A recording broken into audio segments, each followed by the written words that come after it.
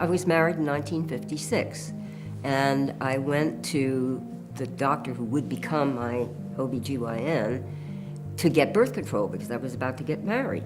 And he fitted me for a diaphragm, and then I suddenly realized that I was doing something illegal and that he was doing something illegal.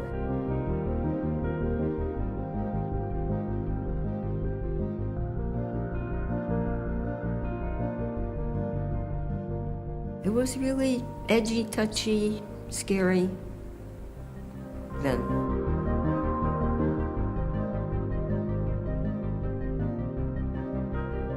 For many women in their reproductive years, Planned Parenthood is really like their primary care physician, is the only place that they go. I was in my late teens and found myself in need of Planned Parenthood services and was close to my mom, but somehow felt like it wasn't something that I was ready to discuss or was able to discuss, and really didn't know where to turn, and ended up finding Planned Parenthood. They were amazing. I felt very safe and I felt very respected.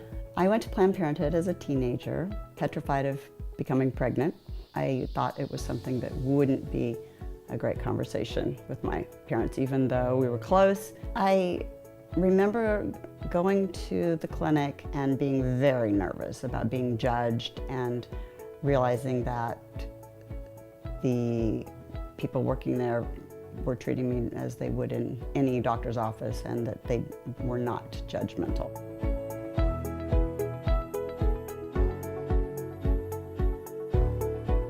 I did not ever tell my mom. And in fact, my mom usually is at this luncheon. So Mom, I'm sure there was other more private ways I could have told you this information, but you know, I always like to go out with a bang. So here's the information. Sorry, but better late than never.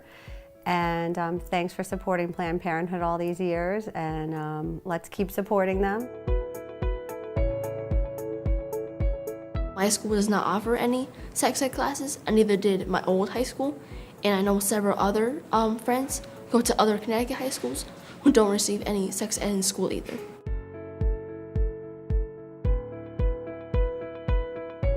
A lot of the kids I talk to have never had any form of sexual education, and that's a real problem.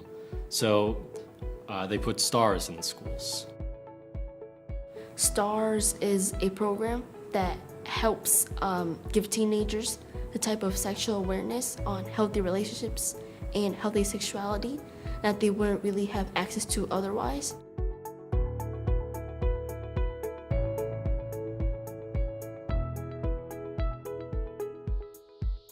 Without the presence of STARS in my school, I'd certainly be very worried. I was a young, single woman living in Manhattan, working and dating. And sadly, my birth control failed.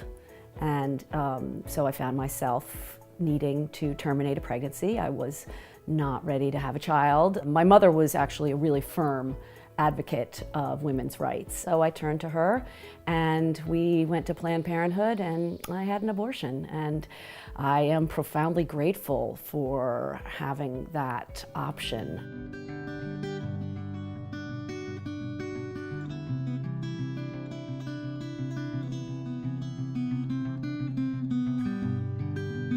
You probably didn't expect to see me here today, someone dressed like I am. But through my years of growing up and my years in ordained ministry, I've been a strong supporter of Planned Parenthood. I was ordained as a minister and priest in the Episcopal Church, and for many years served a congregation in Indianapolis, Indiana. One of our partners and actual neighbors was Planned Parenthood. Medicaid pays for many patients who come through the doors. There is private insurance for some of them also, but we see all patients no matter what.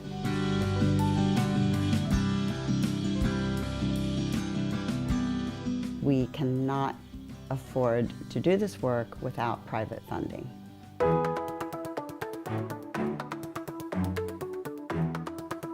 It's imperative to me that my daughters have choices in their lives the way that I had choices in my life, whether they choose to share them with me or not. The fact that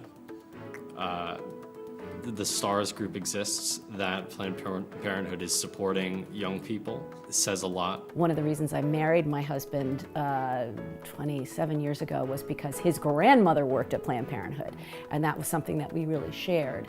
And then 3 years ago, I lost him. He wanted his daughters to have safe and legal access to all types of birth control. So that's something that I work towards. I'm the father of 3 daughters myself. It's seen as a women's advocacy organization, which it is, but it also is something that men have a great interest in and that need to have a connection to. It's a very rewarding thing. Planned Parenthood really is a mission for me.